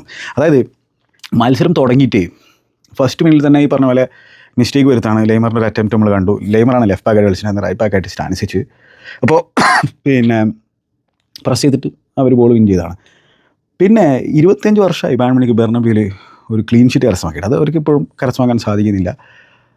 ഹൗസൻ ജുഡിഗർ പാർട്ട്ണർഷിപ്പാണ് ഡിഫൻസിലുണ്ടായത്. ഹൗസൻ ഫൗൾ ചെയ്യുന്ന എഡ്ജ് ഓഫ് ദ ബോക്സിൻ്റെ ജസ്റ്റ് പുറത്ത് വെച്ചിട്ട് തിയാഗോ പിറ്റാർച്ച് ഫൗൾ ചെയ്യുന്നതാണ് ആളുകൾ വിചാരിച്ചതല്ല. ഹൗസനാണ് ഫൗൾ ചെയ്തിട്ടുണ്ടായിരുന്നത് ഒലീസനെ. ഫ്രീ കിക്കിലും കാര്യമായിട്ടൊന്നും ചെയ്യാൻ സാധിക്കുന്നില്ല. കോർണറുകൾ ഇങ്ങനെ വന്നിട്ടുണ്ടായിരുന്നു. ആ കോർണറുകളിൽ ലുനിൻ ഇങ്ങനെ വരുന്നുണ്ട്, പക്ഷേ ലുനിൻ അത് ക്യാച്ച് ചെയ്യാനോ അല്ലെങ്കിൽ തട്ടി മാറ്റാനോ പറ്റാത്ത സാധനങ്ങൾ, നോ മാൻസ് ലാൻഡിൽ ലുനിൻ വീഴുന്ന സാധനങ്ങൾ, സെറ്റ് പീസുകളിലെ ഡിഫെൻഡിങ് കുറച്ച് പ്രശ്നമായിരുന്നു റയലിനെ സംബന്ധിച്ചിടത്തോളം. ഒരു 2-3 കോർണർ ഇങ്ങനെ അടുപ്പിച്ച് കിട്ടുന്ന സാധനമാണ്. അതിൽ തന്നെ ഒരു ഗ്നാബ്രിയുടെ ഒരു ബൈസിക്കിൾ കിക്ക് അറ്റംപ്റ്റ് ഫെഡയുടെ കയ്യിൽ തട്ടി, അതൊന്നും ഒരിക്കലും ഹാൻഡ് ബോൾ കൊടുക്കാൻ പറ്റുന്ന സംഭവമല്ല. ഷൗട്ട് ഉണ്ടായിരുന്നു. ഉപമക്കാനൊക്കെ 9ാം മിനിറ്റിൽ കിട്ടിയിട്ടുള്ള ചാൻസ് എൻ്റെ പൊന്നി എങ്ങനെ ഇത് മിസ്സാക്കിയെന്നുള്ള ഒരു പിടുത്തം എനിക്ക് കിട്ടുന്നില്ല. അതായത് ഫ്രീ കിക്കാണെങ്കിൽ എനിക്കൊന്ന് എംബാപ്പെ ഇടക്കൊന്നും ആയിട്ട് ഇറങ്ങി ഒന്ന് ഡിഫെൻഡ് ചെയ്യാൻ ശ്രമിക്കുന്നുണ്ടായിരുന്നു മത്സരത്തിൽ. അപ്പോൾ ആൾ റീസെൻ്റായിട്ട് ഒരു ഇൻ്റർവ്യൂ കൊടുത്തിട്ടുള്ളതിൽ പറഞ്ഞിട്ടുണ്ടായിരുന്നു, എനിക്കറിയാം ഞാൻ കുറേ കൂടി ഡിഫൻസിൽ കോൺട്രിബ്യൂട്ട് ചെയ്യണം എന്നുള്ളത് എനിക്ക് തന്നെ അറിയാവുന്ന ആൾ പറഞ്ഞിട്ടുണ്ട്. അപ്പോൾ പക്ഷേ ഇവിടെ ഫൗൾ കമ്മിറ്റ് ചെയ്യാണ്. കിമിച്ച് ലെഫ്റ്റിൽ നിൽക്കുന്ന ലൂച്ചോ കൊടുക്കുന്നു, ലൂച്ചോ തിരിച്ച് കിമിച്ചിന് കൊടുക്കുന്നു. കിമിച്ചിൻ്റെ ഒരു ഡീപ്പ് ബോൾ ഹാരി കെയ്ൻ അതേ ഇങ്ങനെ പ്ലേറ്റിൽ വെച്ച് കൊടുക്കണം. ഓഫുൾ ഡിഫെൻഡിങ് ആണ് റയൽ സംബന്ധിച്ചിടത്തോളം. മാർക്കിംഗ് ഓഫുള്ളാണ്. ഉപമക്കാൻ ഇങ്ങനെ ഫ്രീ ആയിട്ട് നിൽക്കുകയാണ്. പക്ഷേ ഉപമക്കാനൊക്കെ അത് ക്ലീൻ കോൺടാക്ട് കിട്ടുന്നില്ല. എന്ത് തേങ്ങയാണ്, ഈസി ചാൻസ്. ഹൗസിൻ്റെ ഒരു നല്ലൊരു റണ്ണ് നമ്മൾ കണ്ടിട്ടുണ്ടായിരുന്നു. ബോൾ ക്യാരിങ് ഞാൻ പറഞ്ഞല്ലോ, ബയണിനെതിരെ ബോൾ ക്യാരി ചെയ്യാൻ പറ്റി കഴിഞ്ഞാൽ നിങ്ങൾക്ക് ചാൻസ് ക്രിയേറ്റ് ചെയ്യാൻ പറ്റും. അതൊരു ആയുധമാണ്. അപ്പോൾ ഹൗസിന് അങ്ങനെ അത് ലാസ്റ്റ് അത് എന്താണ് ഇപ്പുറത്തൊരെത്തി ഗോൾ കിക്കിലാണ് അത് കലാശിച്ചിട്ടുണ്ടായിരുന്നത്. എന്നാലും മാനുവൽ സംബന്ധിച്ചിടത്തോളം നേരെ ട്രെൻഡിലേക്ക് കിക്ക് ചെയ്തിട്ടുള്ളൊരു സാഹചര്യം ഉണ്ടായിരുന്നു. അങ്ങനെ ആ ബോൾ ലെഫ്റ്റ് ഹാഫ് സ്പേസിലേക്ക് നീക്കി ഗുലേറിന് ചില മൊമെൻറ്റ്സ് ഉണ്ടായിരുന്നു. ഗുലേർ എംബാപ്പനെ പിക്ക് ചെയ്യാണ് ബോക്സിൻ്റെ ലെഫ്റ്റ് സൈഡിൽ. എംബാപ്പയുടെ അറ്റംപ്റ്റ് അഗെയിൻ നോയർ സേവ് ചെയ്യുന്നു. നോയറിൻ്റെ ആദ്യൊരു ഫാന്റാസി ചെയ്യുന്ന നമ്മൾ അപ്പോഴാണ് കാണുന്നുണ്ടായിരുന്നത്. റയൽ പൊസഷനിൽ വളരെ സ്ലോപ്പി ആയിരുന്നു. ചെമേനി ബോൾ ഗിവ് ചെയ്യുന്നു. അതേ സീക്വൻസ് തന്നെ റുഡിഗർ ബോക്സിൽ ബോൾ ഗിവ് ചെയ്യുന്നു. അതൊന്നും പണിഷ് ചെയ്യാൻ ബായൺ മ്യൂണിക്കിന് സാധിക്കുന്നില്ല. ഈ ഒരു അവസരത്തിൽ ട്രെൻഡ് ആ ഒരു ലെഫ്റ്റ് സൈഡിൽ പിന്നെയും ബെറ്ററായിട്ട് ഡിഫെൻഡ് ചെയ്യാൻ ശ്രമിക്കുന്നതായിരുന്നു. ലെയ്മറൊക്കെ ആ ലെഫ്റ്റിലേക്ക് നീങ്ങുന്ന സാഹചര്യത്തിൽ ലെയ്മറിനൊക്കെ ഡിഫെൻഡ് ചെയ്യാൻ ശ്രമിക്കുന്നതാണ്. ലൂച്ചോ ഇടങ്ങറക്കാൻ ശ്രമിക്കുന്നത്. പക്ഷേ ഈ മത്സരത്തിൽ സ്റ്റാറ്റ്സ് നമ്മൾ നോക്കി കഴിഞ്ഞാൽ ട്രെൻഡിനെ ഒരു തവണ പോലും ആരും മറികടന്ന് പോയിട്ടില്ല എന്നുള്ളതാണ് സ്റ്റാറ്റിലുള്ളത്. പക്ഷേ ബായൺ അടിച്ച ഗോളിൽ ട്രെൻഡിൻ്റെ ആ ഒരു ലാക്ക് ഓഫ് അവെയർനെസ് നമുക്ക് കാണാൻ പറ്റുന്നുണ്ടായിരുന്നു. പിന്നെ ട്രെൻഡിൻ്റെ സ്ലോപ്പിനെസ് പൊസഷനിൽ തന്നെ ഫസ്റ്റ് ഹാഫിൽ നമ്മൾ സ്റ്റാറ്റ്സ് മാത്രം നോക്കി കഴിഞ്ഞാൽ ചിലപ്പോൾ നമ്മൾ വിചാരിക്കുക ട്രെൻഡിൻ്റെ ഭയങ്കര വേൾഡ് ക്ലാസ് പെർഫോമൻസ് ആയതെന്നുള്ളതാണ്. ട്രെൻഡ് ഓക്കെ ആയിരുന്നു. ഓൺ ദ ബോൾ ഫാന്റാസ്റ്റിക്കാണ്. അസിസ്റ്റ് പ്രൊവൈഡ് ചെയ്തിട്ടുണ്ടായിരുന്നു. ഡിഫെൻസീവ്ലി പ്രശ്നങ്ങൾ ഉണ്ടായിരുന്നു. ആരും ആളിനെ ഡ്രിബിൾ ചെയ്ത് കടന്നു പോയിട്ടില്ല എന്നതിൻ്റെ അർത്ഥം ആൾ ഡിഫെൻസീവ്ലി ടോപ്പായിരുന്നു എന്നുള്ളതല്ല. സ്ലോപ്പിനെസ് ഉണ്ടായിരുന്നു. നേരെ പൊസിഷൻ ബയണിന് കൊടുക്കുന്ന സാഹചര്യം ഉണ്ടായിരുന്നു. അത് ഒരു തവണയല്ല 2-3 തവണ അത്തരത്തിലുള്ള മൊമെൻറ്റ്സ് ഉണ്ടായിരുന്നുള്ള കാര്യമാണ്. അതും വളരെ സ്ലോപ്പി ആയിട്ട് ആൾ ബോൾ ഗിവ് ചെയ്യുന്നു. അത് ഫസ്റ്റ് ഹാഫിലും അത് പണിഷ് ചെയ്തിട്ട് ഉണ്ടായിരുന്നില്ല. ബയൺ അത് പണിഷ് ചെയ്യാൻ സാധിക്കാത്ത സാഹചര്യം ഉണ്ടായിരുന്നു. പിന്നെ നോയർ വീണ്ടും ഒരു ബോൾ ഗിവ് ചെയ്തിട്ടുണ്ടായിരുന്നു. അത് ബോൾ ഗിവ് ചെയ്തല്ല, എനിക്കൊന്നും അത് കൃത്യമായിട്ടും ട്രെൻഡ് കയറി വന്ന് ബോൾ വിൻ ചെയ്തതാണ്. ആ പാസ് കൊടുത്തുള്ള സാഹചര്യം, അത് ത്രോ ചെയ്തുള്ള സാഹചര്യത്തിൽ എന്നിട്ട് ട്രെൻഡിൻ്റെ ഏറ്റവും പക്ഷേ ബ്ലോക്ക് ചെയ്യുന്നു. പിന്നെ ലുനിൻ്റെ ആ ഒരു മൊമെൻറ്റ് പിറ്റാർച്ചിന് കൊടുത്തുള്ള പാസ്, പിറ്റാർച്ചി തിരിച്ച് ലുനിന് കൊടുത്തതാണ്. നേരെ ഗ്നാബ്രിയിലേക്കാണ് പോയത്. ഗ്നാബ്രിയുടെ അറ്റംപ്റ്റ് പക്ഷേ ലുനിൻ തന്നെ സേവ് ചെയ്യുന്ന സാഹചര്യം. എംബാപ്പെ കിട്ടിയുള്ള മറ്റൊരു ഓപ്പർച്യൂണിറ്റി ഞാൻ പറഞ്ഞല്ലോ, മൊമെൻറ്റ്സുകൾ ഉണ്ടായിട്ടുണ്ടായിരുന്നു റയലിനെ സംബന്ധിച്ചിടത്തോളം. അപ്പോൾ ആ മൊമെൻറ്റ്സുകൾ തന്നെയാണ് റയൽ മാഡ്രിഡിൻ്റെ ഫാൻസിന് കൊടുക്കുന്ന പ്രതീക്ഷ അല്ലേ. നോയറിൻ്റെ ഫാന്റാസ്റ്റിക് സേവ്. ഈ സാഹചര്യത്തിൽ വിനി താഴോട്ട് ഇറങ്ങി വന്ന് ഡ്രോപ്പ് ചെയ്തുള്ള സാഹചര്യമാണ്. ഡ്രോപ്പ് ചെയ്തിട്ട് ഫെഡേനെ പിക്ക് ചെയ്യുന്ന ബ്യൂട്ടിഫുൾ പാസ്സാണ്. ഫെഡയുടെ പിന്നെ റണ്ണ് നമ്മൾ കാണും. ഫെഡയുടെ റണ്ണ് അതായത് ഞാൻ പറഞ്ഞല്ലോ, ഇവർക്ക് കുറച്ച് പാസ് സ്റ്റിച്ച് ചെയ്യാൻ സാധിച്ചാൽ, പ്രസ് റെസിസ്റ്റൻ്റ് ആകാൻ സാധിച്ചാൽ ബായൺ മ്യൂണിക്കിനെ കാർവ് ഓപ്പൺ ചെയ്യാൻ പറ്റും. കാരണം അത്തരത്തിലുള്ള ഓപ്പൺ ഫുട്ബോൾ കളിക്കുന്ന ഒരു സൈഡാണ് ബായൺ മ്യൂണിക്ക്. ബ്രേവായിട്ട് ഫുട്ബോൾ കളിക്കുന്ന ഒരു സൈഡാണ് ബായൺ മ്യൂണിക്ക്. അപ്പോൾ അങ്ങനെ ഫെഡയുടെ എംബാപ്പെ റൈറ്റിലൂടെ റൺ ചെയ്യാണ്. ഫെഡ സെൻട്രലിലൂടെ റണ്ണ് നടത്തിയിട്ട് ആ pass, what a pass man. എംബാപ്പയുടെ അറ്റംപ്റ്റ് പക്ഷേ ഗ്രേറ്റ് സേവ് പുൾ ഓഫ് ചെയ്യാണ് മാനുവൽ നോയർ. പിന്നെ ചുമനിക്ക് യെല്ലോ കിട്ടിയുള്ള സാഹചര്യം, അത് യെല്ലോ കൊടുക്കാനുണ്ടോ എന്ന് വെച്ചാൽ, അത് കിമിച്ചിൻ്റെ ഒരു ഫ്ലിക്ക് ഒലീസ ബോളുമായിട്ട് പോകാൻ ശ്രമിക്കുന്നത് എനിക്ക് ഒന്നുമില്ല. അതൊരു യെല്ലോ കൊടുക്കാനുള്ള സാധനം അവിടെ ഉണ്ടായിരുന്നു എന്നുള്ളത്. എങ്ങനെയാണ് ലൂച്ചോടെ ഗോൾ വരുന്നത്? വിനി ബോൾ ഗിവ് അവേ ചെയ്യണം. ഒരു വളരെ സ്ലോപ്പി ആയിട്ട് വളരെ കെയർലെസ് ആയിട്ട് ആ ഹാഫ് ലൈനടുത്ത് ബോൾ ഗിവ് ചെയ്യുന്നു. പിന്നെ ബോൾ ഗിവ് ചെയ്തിട്ടുണ്ടായിരുന്നെങ്കിലും റയലിനെ സംബന്ധിച്ചിടത്തോളം ഹാഫ് ലൈനടുത്ത് സംഭവിക്കുന്നതാണ്. അത് റിക്കവർ ചെയ്യാനുള്ള സാഹചര്യങ്ങളുണ്ട്. പക്ഷേ കിമിച്ച് ചുമേനിയുടെ അടുത്ത് അവിടെ ഡ്യൂൽ വിൻ ചെയ്യണം. അവിടെ അത് വളരെ ഇമ്പോർട്ടൻ്റ് ആയ സംഭവമാണ്. പിന്നെ ഒലീസെ കെയിനെ പിക്ക് ചെയ്യുന്നു. കെയിൻ ഡ്രോപ്പ് ചെയ്ത് നിൽക്കുകയാണ്. കെയിൻ ഗ്നാബ്രിനെ പിക്ക് ചെയ്യുന്നു. ഈ ട്രെൻഡിൻ്റെ പുറകിലൂടെ, ട്രെൻഡ് കാണുന്നുമില്ല, ട്രെൻഡിൻ്റെ പുറകിലൂടെ ലൂച്ചോടെ റണ്ണ്, അതിൻ്റെ ഫാന്റാസ്റ്റിക് പാസ് കൊടുക്കുന്നു Gnabry. Fantastic finish pull off ചെയ്യുന്നു. അഗെയിൻ റയലിൻ്റെ സ്ലോപ്പിനെസ് എന്നാണ് ആ ഗോൾ സംഭവിക്കുന്നത്. കെയർലെസ് പൊസിഷനിൽ വളരെ കെയർലെസ് ആണ്. അതായത് ഒരുപാട് വാർണിംഗ് സൈൻസ് കിട്ടിയിട്ടുണ്ടായിരുന്നു റയൽ മാഡ്രിഡിന്, പക്ഷേ അതവർ മുഖവരി എടുക്കാത്ത സാഹചര്യം നമ്മൾ കാണുന്നു. പിന്നെ സ്റ്റാനിസിച്ച് വിനീനെ ഫൗൾ ചെയ്യുന്നു. വിനീൻ്റെ 1-2 ബ്രൈറ്റ് മൊമെൻറ്റ്സ് ഉണ്ടായിരുന്നു ആ ലെഫ്റ്റ് വിങ്ങിലൂടെ ഉള്ളത്. എന്നിട്ട് പക്ഷേ പ്രീമിയർ ലീഗിലൊക്കെ ആയിരുന്നെങ്കിൽ ആൾക്ക് യെല്ലോ കിട്ടും, കാരണം ആ കാർഡിനായിട്ടുള്ള പരിപാടി ചങ്ങായി ചെയ്തിട്ടുണ്ടായിരുന്നു. ആ just out side the box foul Stanis ചെയ്തിട്ടുള്ള സാഹചര്യത്തിൽ ആ ഒരു ലെഫ്റ്റ് സൈഡിൽ ഇംഗ്ലീഷ് റെഫറി ആയിരുന്നു, പക്ഷെ അത് കൊടുത്തില്ല. മൈക്കിൾ ഒലിവർ ആയിരുന്നില്ലേ റെഫറി? അതെ. പിന്നെ വിനീയുടെ പെനാൽറ്റി ഷൗട്ട്, അവിടെ കോൺടാക്റ്റ് ഉണ്ടോ ഉപമക്കാരുടെ അടുത്തെന്ന് വെച്ച് കഴിഞ്ഞാൽ 50-50 സാധനമാണ്. കൊടുക്കാതിരിക്കാം എന്നുള്ള രീതിയിലുള്ള ഒരു സംഭവമായിട്ടാണ് എനിക്ക് തോന്നിയിട്ടുള്ളത്. ഇനഫ് കോൺടാക്റ്റ് ഉണ്ടോ എന്ന് വെച്ചാൽ സ്റ്റോൺ വോൾ പെനാൽറ്റി എന്നുള്ള രീതിയിൽ നമുക്ക് പറയാൻ പറ്റില്ല. കൊടുത്തില്ലെങ്കിൽ സോഫ്റ്റ് പെനാൽറ്റി ആയിപ്പോയനെ. റഫറി അത് കൊടുക്കാനുള്ള തീരുമാനം എടുക്കുന്നില്ല. ഓക്കെ, സെക്കൻഡ് ഹാഫിൽ നമ്മൾ പ്രതീക്ഷിക്കുന്നത് റയൽ മാഡ്രിഡ് ബെറ്റർ ആകുന്നുള്ളതാണ്. പക്ഷേ സെക്കൻഡ് ഹാഫ് തുടങ്ങിയത് തന്നെ റയൽ മാഡ്രിഡ് വളരെ സ്ലോപ്പി ആയിട്ടാണ്, വളരെ കെയർലെസ് ആയിട്ട്. അഗെയിൻ വിനി ജൂനിയർ ഉണ്ട് ആ ഗോളിൻ്റെ മിസ്റ്റേക്കിൽ. വിനി ജൂനിയർ ഹാഫ് ലൈനിൽ കരരാസ് മുമ്പോട്ടേക്ക് അറ്റാക്ക് ചെയ്യാൻ സഹായിക്കുകയാണ്. എന്ത് പാസ്സാണ് കൊടുക്കുന്നത്? യെസ്, അവിടെ പ്രശ്നം കാര്യങ്ങൾ നടക്കുന്നുണ്ട്. എന്ത് പാസ്സാണത്? അതിന് പാസ് എന്ന് പോലും പറയാൻ പറ്റില്ല. കരരാസിന് കൊടുക്കുന്നത് ഇങ്ങനെ ഒരു ഉയർത്തി കൊടുത്തിട്ടുള്ള ഒരു ബൗൺസിങ് ബോൾ. അവിടെ കരരാസിനെ അവിടെ ഡ്യൂലി വിൻ ചെയ്യാണ് പാവ്ലോവിച്ച്. ഫാന്റാസ്റ്റിക് ആയിട്ട് ബോൾ വിൻ ചെയ്യുന്നു.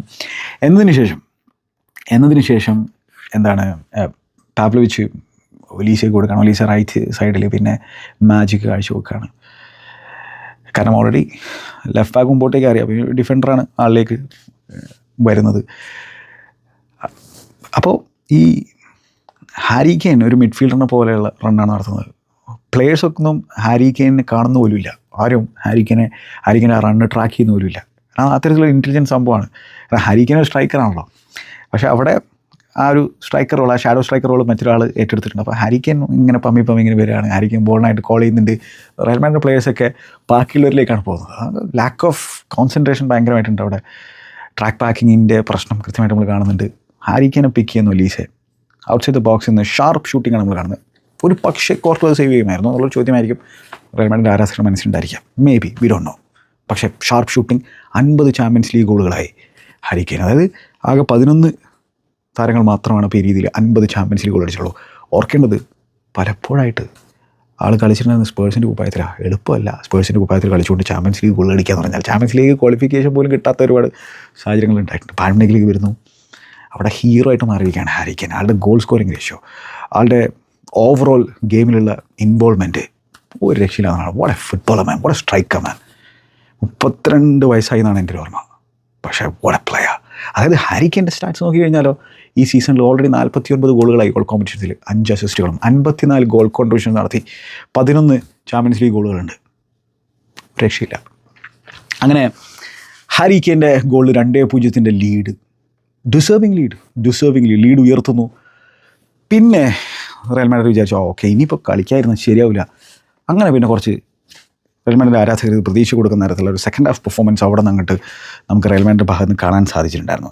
ഈ ഗോൾ വന്നിട്ടുള്ള ശേഷം പിന്നെയും ബയൺ മ്യൂണിക്ക് കോർണർ ത്രെട്ട് ചെയ്തിട്ടുണ്ടായിരുന്നു. ഒലീസയുടെ ഷോട്ട് ലുനിയൻ സേവ് ചെയ്തിട്ടുള്ള സാഹചര്യം ഉണ്ടായിരുന്നു. ഫെഡെ വാൽവെർദെ പോലും പൊസിഷനിൽ സ്ലോപ്പ് ചെയ്യുന്ന സാഹചര്യം കാണാൻ പറ്റുന്നുണ്ടായിരുന്നു സെക്കൻഡ് ഹാഫിൽ. Fede Valverde. പക്ഷേ ഫെഡെ വാൽവെർദെ മറ്റുള്ളവരിൽ നിന്ന് വ്യത്യസ്തനാകുന്നത്, പ്രത്യേകിച്ച് റയൽ മാഡ്രിഡ് പ്ലേയേഴ്സിൽ നിന്ന് വ്യത്യസ്തനാകുന്നത്, അല്ലെങ്കിൽ മൊത്തത്തിൽ പ്ലേയേഴ്സിൽ നിന്ന് വ്യത്യസ്തനാകുന്നത്, അവിടെ പൊസിഷൻ നഷ്ടപ്പെട്ടു എന്ന് വിചാരിച്ചിട്ടേ ആൾ തലയെ കൈവച്ച് നിൽക്കില്ല. അവിടെ ഇനി അതെങ്ങനെ സ്റ്റോപ്പ് ചെയ്യാൻ പറ്റുന്നുള്ളതാണ്. ഓക്കെ, ആളുടെ അടുത്ത് പൊസിഷൻ ബയൺ മ്യൂണിക്ക് പ്രസ് ചെയ്ത് വിൻ ചെയ്യുന്നു. അവരുടെ പ്രസ്സിങ് എക്സലൻ്റ് ആയിരുന്നു. ഈ ഒരു സാഹചര്യത്തിൽ അവരുടെ പ്രസ്സിങ് എക്സലൻ്റ് ആയിരുന്നു. പിന്നീട് മെല്ലെ അതിൻ്റെ ഇൻറ്റൻസിറ്റി കുറഞ്ഞ് നമുക്ക് കാണാൻ സാധിച്ചു. ഹാരി കെയ്ൻ്റെ പേസിൽ പ്രശ്നം സംഭവിച്ചിട്ടുണ്ട്. പണ്ടും അത്ര പേസുള്ള പ്ലെയർ അല്ല, അതിൽ കുറച്ചുകൂടെ കുറവ് സംഭവിച്ചിട്ടുണ്ട്. അപ്പോൾ ആളെ ബോക്സിൽ ഷൂട്ട് ചെയ്യാൻ ശ്രമിക്കുമ്പോൾ അവിടേക്ക് ഫെഡെ വാൽവെർദെ തന്നെ വന്നിട്ട് ഫെഡെ വാൽവെർദെ അത് ബ്ലോക്ക് ചെയ്യുകയാണ്. അതാണ് എൽ ഹാൽക്കൻ്റെ ഒരു പ്രത്യേകത എന്ന് പറഞ്ഞാൽ. മിസ്റ്റേക്ക് വരുത്തി കഴിഞ്ഞാലും അത് റെക്ടിഫൈ ചെയ്യാനുള്ള ഒരു ഇമ്മീഡിയറ്റ് ശ്രമം നമുക്ക് ചെങ്ങയുടെ ഭാഗത്ത് നിന്ന് കാണാൻ സാധിക്കും. ഉപമക്കാനൊക്കെ ഒരു ഫ്രീ ഹെഡർ കിട്ടിയിട്ടുണ്ടായിരുന്നു, കോർണറിൽ നിന്ന് പുറത്തേക്ക് പോകുന്നു. അതൊക്കെ ഗ്ലോറിയസ് ഓപ്പർച്യൂണിറ്റി ആയിരുന്നു. പിന്നെ ഒലീസ് വളരെ ഒരു ഷൈ ആയിട്ടുള്ളൊരു പേഴ്സണാലിറ്റി വരെയാണ് നമുക്ക് തോന്നുക. ആളുടെ ബ്രെയിൻ രക്ഷയില്ല എന്നുള്ളതാണ്. ആൾ ഇഞ്ചുറി ആയിട്ട് ഇങ്ങനെ പുറത്ത് കിടക്കുമ്പോൾ ആളിനെ പിടിച്ച് അകത്തേക്ക് ഗുലേറി ഇടുന്ന സാഹചര്യം ഉണ്ടായിരുന്നു. അപ്പോൾ ആ ഒരു സാഹചര്യത്തിൽ വളരെ കാമായിട്ടാണ് ചങ്ങായി റിയാക്ട് ചെയ്യുന്നത്. വേറെ എല്ലാവരെയൊക്കെ ആണെങ്കിൽ ഏത് രീതിയിലായിരിക്കും റിയാക്ട് ചെയ്യാതെ നമുക്ക് ഊഹിക്കാവുന്നേ ഉള്ളൂ. പിന്നെ വിനീഷ്യസ് ജൂനിയറിന് നല്ലൊരു ചാൻസ് കിട്ടി, നല്ലൊരു ചാൻസ്, ഗോൾഡൻ ഓപ്പർച്യൂണിറ്റി. ഉപമക്കാനോടെ ഞാൻ പറഞ്ഞല്ലോ ആ കസ്റ്റമറി ഫക്കപ്പ് നമ്മൾ കാണാതെ എങ്ങനെയാണ് സംഭവിക്കുന്നത് വെച്ചാൽ ട്രെൻഡിൻ്റെ ലോങ് ബോൾ. പക്ഷേ അവിടെ ആ പ്ലേ നിങ്ങളൊന്ന് പോയി കണ്ടു നോക്കൂ. ട്രെൻഡ് ബോൾ വിൻ ചെയ്യുന്നുണ്ട് ബയറിൻ്റെ പ്ലെയറിൻ്റെ അടുത്ത് ആ ഒരു ഏരിയയിൽ, എന്നിട്ട് ബോൾ ചെങ്ങായി ലൂസ് ചെയ്യുന്നുണ്ട്, വീണ്ടും വിൻ ചെയ്യുന്നു പുള്ളി തന്നെ, എന്നിട്ടാണ് ആ ലോങ് ബോൾ കൊടുക്കുന്നത്. അവിടെ ഉമ്മക്കാനാണ് അവിടെ ആ ബോൾ വിൻ ചെയ്യാൻ ഫേവറേറ്റ് ഉണ്ടായിരുന്ന ആൾ തന്നെ വിൻ ചെയ്യണം. ആൾ വിൻ ചെയ്തു, സത്യം പറഞ്ഞാൽ ആൾ ബാക്കിലേക്ക് ഹെഡ് ചെയ്ത് കൊടുത്താണ്. എന്തൊരു ഹെഡറാണിത്. ഇങ്ങനത്തെയൊക്കെ ബിഗ് മത്സരങ്ങൾ ഇമാതിരി മിസ്റ്റേക്ക് ഇയാൾ മുമ്പ് ഇത്തരത്തിൽ വരുന്ന നമ്മൾ കണ്ടിട്ടുണ്ട്. ഇടയ്ക്ക് വെച്ചിട്ട് ഗ്ലോറിയസ് പെർഫോമൻസുകളും ആൾ പുൾ ഓഫ് ചെയ്തിട്ടുണ്ട്, ഇല്ല എന്ന് പറയുന്നില്ല. പക്ഷേ ഇത്തരത്തിലുള്ള ബിഗ് മത്സരങ്ങൾ ഇങ്ങനെ ഇത് ചെയ്യുന്നത് ഇത് ആദ്യമായിട്ടല്ല സംഭവിക്കുന്നത്. ഇത്തവണ പക്ഷേ വിനി ജൂനിയർക്ക് അത് ഗോളാക്കി മാറ്റാൻ സാധിക്കുന്നില്ല. 1v1 സിറ്റുവേഷനാണ്. നോയറുടെ പ്രസൻസ് ആയിരിക്കണം, കുറച്ച് ഇൻറ്റിമിഡേറ്റിംഗ് ആയിട്ടുണ്ടായിരിക്കണം. ആളിങ്ങനെ കയറി വന്നിട്ട് ഇങ്ങനെ നിൽക്കുമ്പോൾ വിനി ബട്ട് സ്റ്റിൽ അത് ഗോളാക്കി മാറ്റണം. 1v1 സിനാരിയോ ആണ്, പോസ്റ്റിലേക്ക് അത് ഗോളാക്കി മാറ്റാൻ പറ്റുന്നില്ല പറഞ്ഞാൽ നോയറും കയറി വന്നിട്ടുണ്ട്. That's a ridiculous miss. ഒലീസേൻ്റെ മറ്റൊരു കളർ അറ്റംപ്റ്റൊക്കെ നമ്മൾ കാണുന്നു. പിന്നെയും എംബാപ്പയ്ക്ക് കിട്ടിയുള്ള ചാൻസ് ഈ ഒരു സാഹചര്യത്തിൽ എന്താണെന്ന് വെച്ചാൽ ചേഞ്ച് വരുത്താനുള്ള തീരുമാനം എടുത്തു ആർബലോവ. Good changes.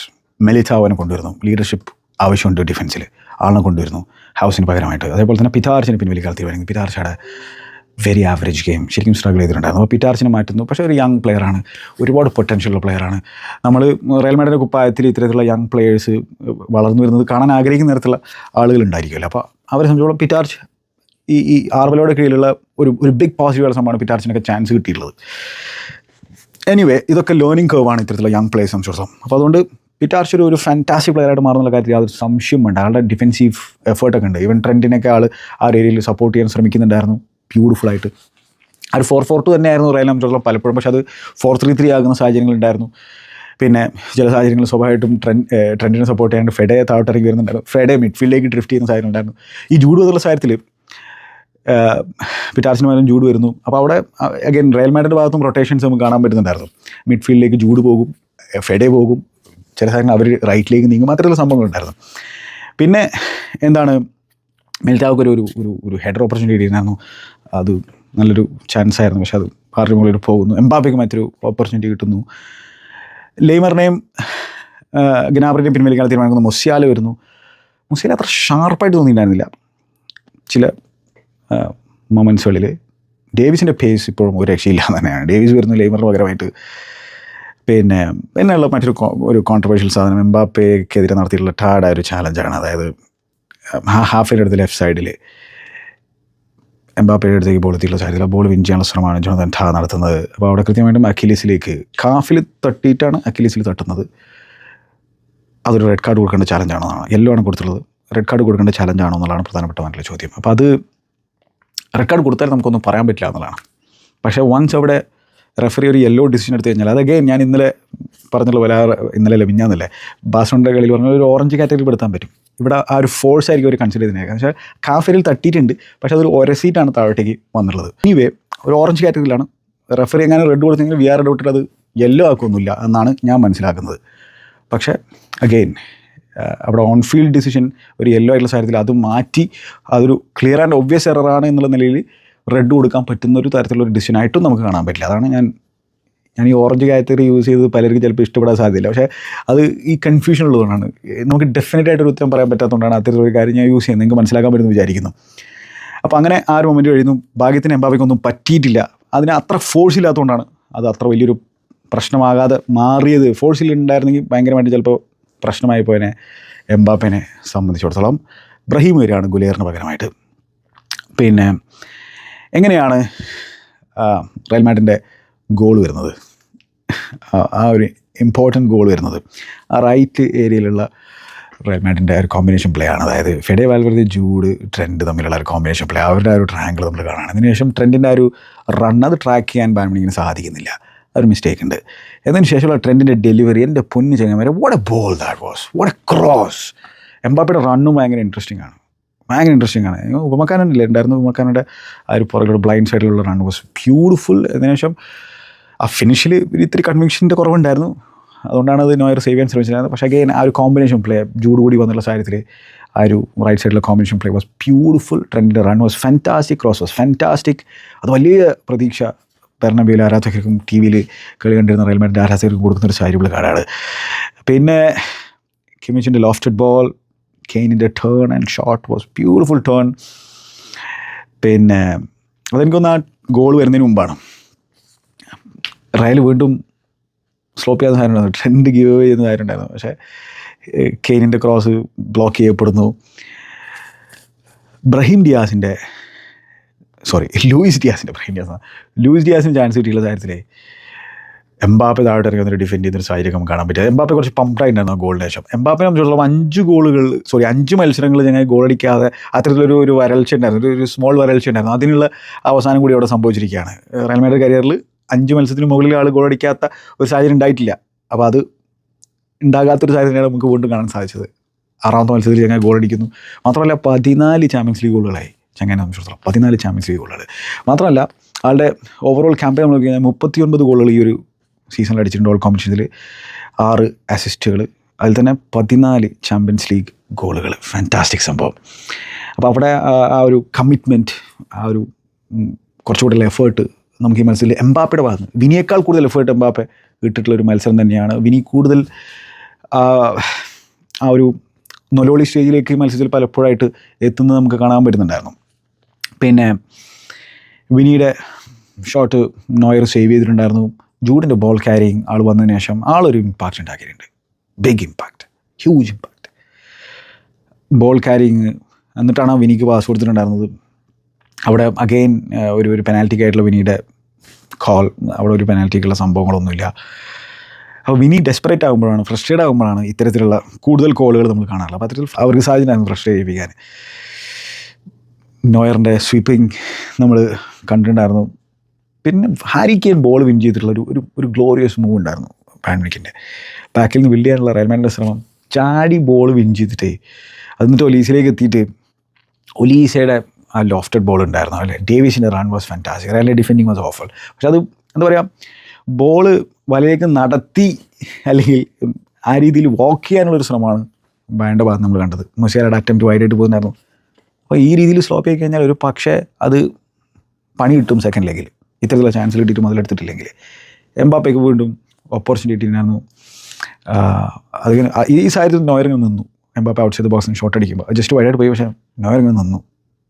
പക്ഷെ അത് അവിടെ എംബാപ്പയ്ക്ക് ക്ലിനിക്കലില്ലാത്ത, പിന്നെയും കൗണ്ടർ അറ്റാക്കിൽ ഇഞ്ചുറി ടൈമിൽ ബയന് കിട്ടിയിട്ടുള്ള ചാൻസ് കോർണറായിരുന്നു തോന്നുന്നു റയലിൻ്റെ. അതൊക്കെ ഗോളാക്കി മാറ്റണം. അവിടെയുള്ള ഡിസിഷൻ മേക്കിംഗ്, ലൂയിസ് ഡിയാസിൻ്റെ ഡിസിഷൻ മേക്കിംഗ് വാസ് ഓഫുൾ. ഒലീസയെ കൊടുത്തുള്ള പാസ് ഉണ്ടല്ലോ, ഹോറിബിൾ. പിന്നെയാണ് ആ ഒരു പെനാൽറ്റി ഷോട്ട് നമ്മൾ കാണുന്നത്. അത് പെനാൽറ്റി കൊടുക്കേണ്ട തരത്തിലുള്ള സംഭവമാണോ? അഗെയിൻ റെഫറി അവിടെ പെനാൽറ്റി കൊടുത്തിരുന്നെങ്കിൽ എനിക്ക് തോന്നുന്നില്ല വിആർ ഇടപെട്ടിട്ട് അത് തിരുത്തുമായിരുന്നു എന്നുള്ളത്. ഇവിടെ ആ ഒരു ഫ്രീ കിക്ക് ഹാരി കെയ്നിലേക്ക് കൊടുക്കുന്നു. ഹാരി കെയ്ൻ ഹെഡർ വിൻ ചെയ്യുന്നു. ഒലീസെ ബോക്സിൻ്റെ റൈറ്റ് സൈഡിൽ അതിലേക്ക് പോകുന്ന സാഹചര്യത്തിൽ കരരാസുമായിട്ടുള്ള ആ ഒരു ഡ്യൂൽ നമ്മളവിടെ കാണാണ്. അവിടെ ഒരു ഷവിങ് നടന്നിട്ടുണ്ടോ എന്നുള്ളതാണ് പ്രധാനമായിട്ടുള്ള ചോദ്യം. 50-50 ആണ്. കൊടുത്തിരുന്നെങ്കിൽ എനിക്ക് തോന്നുന്നില്ല വിആർ ഇടപെട്ടിട്ട് അത് തിരുത്തുമായിരുന്നു എന്നുള്ളത്. റെഫറി കൊടുക്കാത്ത സാഹചര്യത്തിൽ അഗെയിൻ ഞാൻ പറഞ്ഞ പോലെ ഇത് വളരെ ഇമ്പോർട്ടൻ്റ് ഒരു സംഭവമാണ്. വിആർ എപ്പോഴാണ് ഇടപെടുന്നത്? ക്ലിയർ ആൻഡ് ഒബ്വിയസ് ആകുന്ന സാഹചര്യത്തിലാണ്. ഇവിടെ അത് ക്ലിയർ ആൻഡ് ഒബ്വിയസ് ആണോ എന്ന് ചോദിച്ചു കഴിഞ്ഞാൽ ഇത്തരത്തിലുള്ളത് പെനാൽറ്റികൾ കൊടുക്കും നമ്മൾ കണ്ടിട്ടുണ്ട്. അവിടെയുള്ളൊരു വാദം ഉണ്ടായിരിക്കുക എന്താണെന്ന് വെച്ചാൽ അത് ക്ലംസി ചാലഞ്ചാണ്. ഒലീസെ കരരാസിൻ്റെ മുന്നിലേക്കാണോ നീ വന്നെന്നുള്ള ചോദ്യങ്ങളൊക്കെ ആയിരുന്നു ചോദിക്കുക. ഇത്തരത്തിലുള്ള കൊടുക്കുക നമ്മൾ കണ്ടിട്ടുണ്ട്. അതുകൊണ്ട് അത് അഗെയിൻ അവിടെ റെഫറി കൊടുത്തില്ല. വിആർ അതൊരു ക്ലിയർ ആൻഡ് ഒബ്വിയസ് എററായിട്ട് കണക്കാക്കിയില്ല. കൊടുക്കുന്ന നമ്മൾ കണ്ടിട്ടുണ്ട്. അപ്പോൾ ഇത്തരത്തിലുള്ള സംഭവങ്ങളാണ് എനിക്ക് ഈ മത്സരത്തെക്കുറിച്ച് സംസാരിക്കാനുള്ളത്. Anyway second leg will be a tasty affair. മറ്റൊരു കാര്യം പറയാനുള്ളത്, ഇലക്ഷനാണ്. എല്ലാവരും വോട്ട് ചെയ്യുക. ജനാധിപത്യത്തിൻ്റെ ഉത്സവമാണ് ഇലക്ഷൻ എന്നൊക്കെ പറഞ്ഞു കഴിഞ്ഞാൽ. എന്നെ സംബന്ധിച്ചിടത്തോളം എനിക്ക് വോട്ട് ചെയ്യാനായിട്ട് വരാൻ പറ്റാത്തൊരു സാഹചര്യമുള്ളത്. പിന്നെ എന്താണ്, വോട്ട് ചെയ്യാതിരിക്കുന്നത്, അവസരം ഉണ്ടായിട്ടും ചെയ്യാതിരിക്കുന്നത് വളരെ അപൊളിറ്റിക്കലായിട്ടുള്ള ഒരു ചിന്താഗതിയാണ്. പിന്നെ എല്ലാം കണക്കാണ് എന്നുള്ളൊരു ചിന്തയൊക്കെ ഉണ്ടെങ്കിൽ അതും ശരിയായിട്ടൊരു കാര്യമല്ല. മനുഷ്യനാണ്, നിലപാടുകൾ വേണം, സഹജീവികളെക്കുറിച്ചുള്ള ചിന്ത വേണം. നമ്മളെക്കുറിച്ച് മാത്രം ചിന്തിച്ചാൽ പോരാ, നിലപാടുകൾ ഉണ്ടാവുക. അതിനെയാണ് ഊന്നി പറയാൻ ആഗ്രഹിക്കുന്നത്. എന്നെ സംബന്ധിച്ചിടത്തോളം നമ്മൾ വോട്ട് ചെയ്യാനൊക്കെ പോകുന്നത് വണ്ടിയൊക്കെ എടുത്തിട്ടാണ് പോകുന്നതെങ്കിൽ ഇടതോരം ചേർന്ന് പോകാൻ ശ്രമിക്കുക. അപ്പോൾ മറ്റേ നമുക്ക് വീണ്ടും കാണാം. Good bye.